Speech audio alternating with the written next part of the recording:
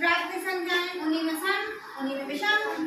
जो दो के पहाड़े में आ रही है वो सम, जिनकी जोड़ी बन रही, जिनकी जोड़ी नहीं बन रही वो विषम। जिनमें खुद का ही भाग जाता है और एक के अलावा तो वो अभाज्य। तो जिनमें एक से अधिक संख्या का भाग जाता है वो भाज्य है ना। और उसी में अगर हम प्राकृतिक संख्या में शून्य मिला दें, यहाँ एक से था, यहाँ मिला दिया शून्य, शून्य मिला दिया तो क्या हो गई, पूर्ण हो गई है ना। और इन्हीं में भिन्न होती है। भिन्न माने बटे, किसी चीज के हम कुछ भाग कर दें, टुकड़े कर लें तो वो भिन्न हो जाती है। भिन्न हमेशा धनात्मक होती है। अब ये सब कहाँ से होती है, शून्य से, देखा है ना, शून्य से। तो शून्य किस तरह होती है, अब शून्य की दूसरी तरफ जो गिनती होती है वो कैसी होती है, ऋणात्मक। इस तरह से यहाँ धन किस तरह बढ़ते जाते हैं, 1 2 3 4 1 1।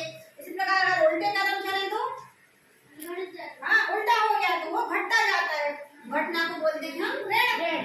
तो ऋण 1 ऋण 2 ऋण 2 ऋण 3। फिर ये भी हमारी जो गिनती है, जैसे मैंने तुम्हें बताया कि ये हमारी कहाँ तक चली जाती है, 1,000 से 10,000 लाख 10 लाख करोड़ 10 करोड़, फिर अरब, फिर आगे बढ़ती जाती है। लेकिन इस तरफ क्या होता है, मान क्या होता है, बढ़ता है। लेकिन बाएं तरफ जाएंगे तो हम घटता है ना।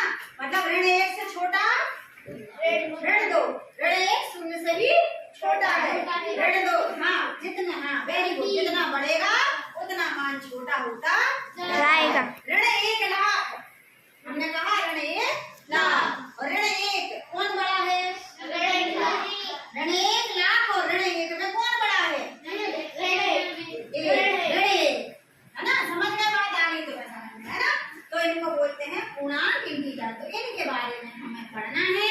जैसे हम जोड़ना, घटाना, भाग, तुलना करना, कौन बड़ी कौन छोटी, आरोही क्रम अवरोही क्रम, ये सब चीजें हम जो इनमें पढ़ी थी प्राकृतिक संख्याओं में, भिन्न में, ऐसे हम पढ़ेंगे काय में, पूर्णांक। ठीक है।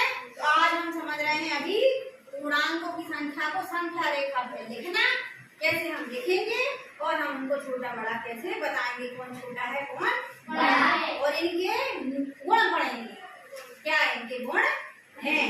ठीक है। तो अभी कुछ गुण तो हमने तुम्हें बता दिए। क्या बताया कि बीचों बीच शून्य मूल बिंदु कहलाता है, उसके दाएं तरफ धनात्मक संख्याएं होती है जो ऋण तक जाती हैं और इनका मान बढ़ता जाता है। शून्य के बाईं ओर ऋणात्मक संख्याएं होती हैं, इनको हम ऋणात्मक पूर्णांक कहते हैं। धनात्मक वाली तरफ को धनात्मक पूर्णांक, ऋणात्मक वाली तरफ को ऋणात्मक पूर्णांक, और इनका मान घटता जाता है, ये ऋण अनंत तक जाती है। ठीक है।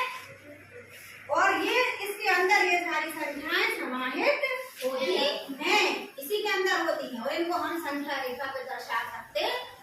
संख्या रेखा कैसी है, कहीं बनी है दुनिया में क्या, नहीं। कैसी रेखा है वो, ये